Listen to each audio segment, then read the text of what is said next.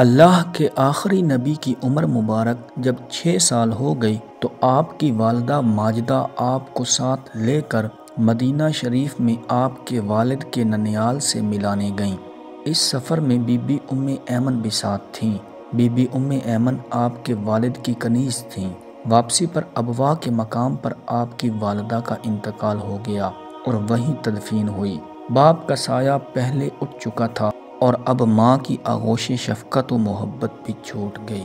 حضرت ام ایمن نے آپ کے آنسو پوچھے، آپ کو تسلی دی اور واپس مکہ شریف لا کر آپ کے دادا حضرت عبد المطلب کے سپرد کر دیا۔ والدین کے وصال کے بعد آپ کی پرورش آپ کے دادا جان کے ہاں ہوئی۔ ان کا نام حضرت عبد المطلب رضی اللہ تعالی عنہ ہے۔ یہ مکہ کے سردار تھے، آپ سے بڑی محبت کرتے، ہر وقت انہیں اپنے ساتھ رکھتے، جب کہیں بیٹھتے تو اپنے ساتھ بٹھاتے، کھانا اپنے ہاتھ سے کھلاتے، رات کو اپنے پہلو میں سلاتے۔ صحن کعبہ میں ان کے بیٹھنے کے لیے ایک تخت رکھا جاتا، کسی بڑے سے بڑی آدمی کی مجال نہ تھی اس پر قدم رکھتا، لیکن جب اللہ کے آخری نبی تشریف لاتے تو بلا جھجک اپنے دادا جان کی جگہ پر بیٹھنے کے لیے آگے بڑھ جاتے۔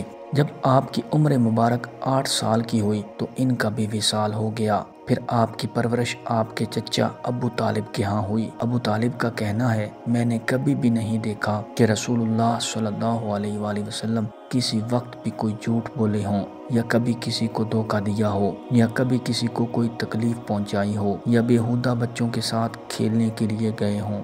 ہمیشہ انتہائی خوش اخلاق، اچھی عادتوں والے، نرم گفتار، بلند کردار اور اعلیٰ درجے کے پارسا اور پرہیزگار رہے۔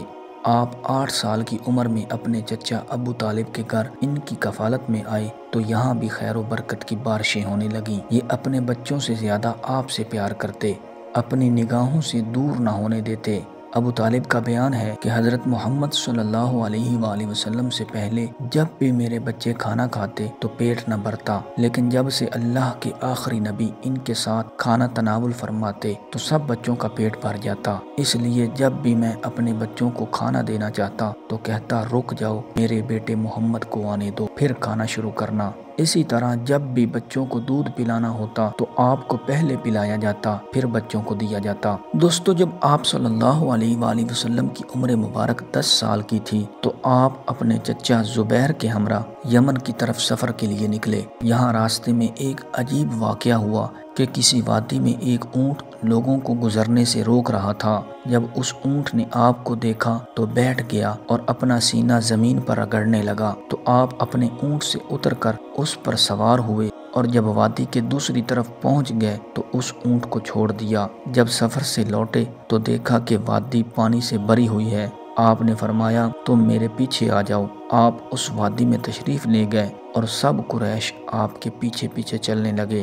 اللہ پاک نے پانی خشک فرما دیا۔ جب لوگ مکہ شریف واپس آئے تو یہ واقعہ سنایا، جسے سن کر انہوں نے کہا، اس بچے کی شان نرالی ہے۔ آپ کی عمر مبارک جب 12 سال کی ہوئی تو آپ نے اپنے چچا ابو طالب کے ساتھ شام کی طرف پہلا تجارتی سفر فرمایا۔ جب قافلہ شہر بصرہ پہنچا تو وہاں ایک راہب بحیرہ، جس کا اصل نام برجیس تھا، اس سے آپ کی ملاقات ہوئی۔ اس نے آپ کو علامات نبوت سے پہچان لیا اور آپ کا ہاتھ پکڑ کر یہ اعلان کرنے لگا، یہ تمام جہانوں کے سردار ہیں، یہ رب العالمین کے رسول ہیں، اللہ کریم نے انہیں رحمت للعالمین بنا کر بھیجا ہے۔ پھر اس نے آپ اور اہل قافلہ کے لیے کھانے کی دعوت کا اہتمام کیا۔ اس دعوت میں اس نے مزید کچھ علامات نبوت دیکھی۔ اس نے ابو طالب سے کہا، انہیں شام مت لے جاؤ، اگر اہل شام نے انہیں علامات نبوت سے پہچان لیا تو انہیں قتل کرنے کی کوشش کریں گے، لہٰذا آپ اسی مقام سے واپس تشریف لے آئے۔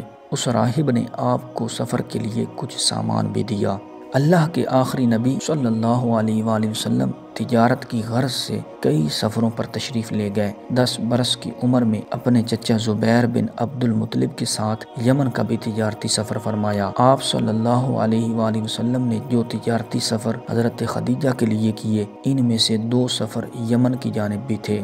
چنانچہ روایت میں ہے کہ حضرت خدیجہ نے آپ کو یمن میں ایک مقام کی طرف دوبارہ تجارت کے لیے بھیجا اور ان میں سے ہر سفر ایک اونٹنی کی عوض تھا۔